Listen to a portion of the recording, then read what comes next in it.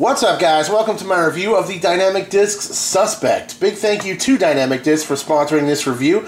I reached out to Anthony because I have yet to try the Suspect, and I saw a video that he had posted where he was using it as his approach disc, and it's just like, man, that's one of those molds, you know? I've tried so many different discs and done so many reviews, but still, certain discs kind of slip through the cracks on me. There's only so much I can do about that. Maybe I'll get to him, maybe I won't. But I reached out to Anthony since he's my contact at DD, and he hooked me up with this Suspect to test and review. Add to my database that I've been building of reviews for you guys to reference if you're interested in different discs and want to just kind of get an opinion on what you might expect from a disc. I've been trying to build this database. I'm happy to add the Suspect to it. So thanks again to Dynamic Discs. Thanks to Anthony. Thanks to all you guys for watching. Let's get into the review of the Suspect. So it is a flat-topped, small diameter, kind of low profile, point and shoot approach disc, and it does a really great job of that. You can see how perfectly flat that thing is. Suspect, beautiful disc. This one's got a really nice little bursty yellow-green burst going on to it. It's very kind of Portland Timbers-esque, which I like quite a bit. I think Anthony probably digs that as well.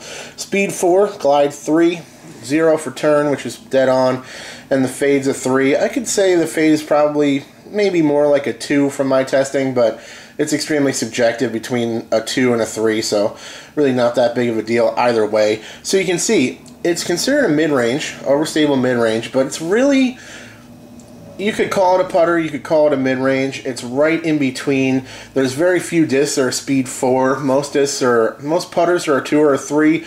Most mid-ranges are 5. There's a couple that are a speed 6. But either way, it's not really important. It is interesting, though. I would say it's kind of like a tweener disc in between putters and mid-ranges. It bridges that gap very nicely, and really effective disc. So, good-looking disc. Let's take a look at the underside here for the weight. It's down here somewhere.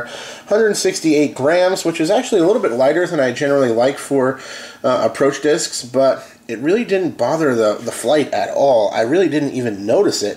Generally, I like putters and mid-ranges over 170, but it's really not that big of a deal. Let's try to get a look at the profile of this thing. It's kind of bright, so it's making it a little bit tough to focus on. But you can see it's got a little bead there. It's pretty low profile. Nothing sharp at all on this disc. It's got a little bit of flashing to it, but that'll wear in as you get some use. I really love the feel of the flat top, kind of small diameter approach discs. It kind of reminds me a little bit of a Zone in the hand, I would say, but the Zone has a more blunt, kind of soft, no bead type edge on the inside. This thing has that little bit of a bead there, and slightly different feel, but in terms of the flat top and the diameter, it has a similar feel in the hand. Let's throw it up next to a couple of other Trilogy options. This is a Harp. It's a BT Medium Harp, the last DGN stands Harp that I have.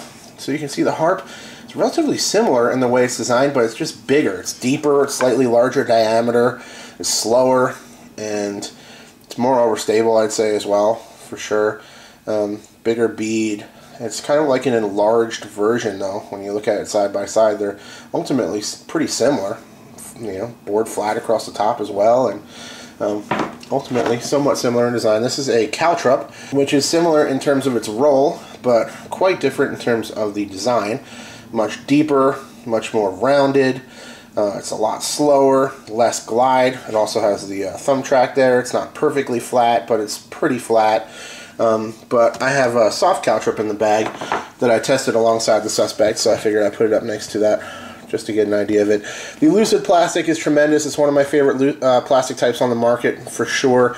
It's extremely durable, bright colors, great grip and feel to it. I love the Lucid plastic. It's just tremendous. So I actually ordered one of these in the classic soft plastic, see how that works for my game, because comparing it alongside the Caltrup, it can do a lot of the same things that the Caltrup can do, but it can also do things that the Caltrup cannot do, such as just fly farther. Just has a little more range to it, which I really like. So let's talk about the flight of the Suspect. It is very straight, stable. It's not overstable in the fact that it's going to like drop off the line or really dump out with a strong fade. It's extremely straight flying, but it's very overstable in terms of just having almost no natural turn to it whatsoever. Throw it as hard as I want to, it's not flipping that much at all.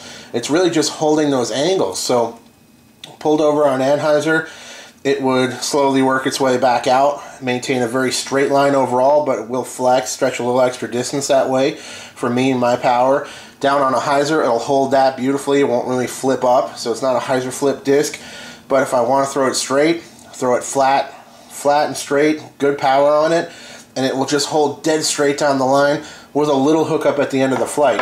It'll fly into the wind without much issue whatsoever. I was getting similar results out of this as I was getting out of an Opto Anchor, which is a considerably more overstable disc. It's a little bit faster, it's a full mid-range, it's larger diameter, it has more fade to it. The Suspect was doing just as well being thrown into some light headwinds and stuff as the Anchor was, but it was just going really straight all the way. And again, even at 168 grams, it didn't seem to have much trouble with that. So I think the Suspect could be effectively used by basically any golfer out there. Whether you're a brand new beginner, it could be a great approach disc, short range layup disc. If you live in a windy condition, it's a beautiful little, just throw it up to the basket, you know what it's going to do. It's also very effective for headwind putting with that overstability, flat top, small diameter, it's relatively low profile, it doesn't catch a lot of air, so you can jam a nice headwind putt with this thing. Works great for that. And then for me, kind of middle of the road, it's just a super effective point and shoot approach disc that I can take power off of it and get very similar results as to my Caltrup, but it has more glide, more speed, allowing me to stretch more distance out of it if I power it up a little bit. The Caltrup definitely has a noticeable ceiling in terms of the range where it just won't go past a certain range for me. The Suspect will definitely push out beyond that range, but if I take some power off of it on approach for short layups, headwind putting, or any of that sort of thing, it will fly very similar overall. It doesn't have too much glide, but it has enough glide that you can get down the fairway and get to the basket on those longer approaches. Even with some wind, Suspect doesn't really mind that much at all. If you have more power, I would imagine the Suspect is still just going to hold very, very straight. You're going to stretch more distance out of it, but it'll be a very straight flying disc, very low turn, and very turn resistant. Really impressed with the Suspect. So big thank you to Dynamic Discs. Big thank you to all you guys for watching.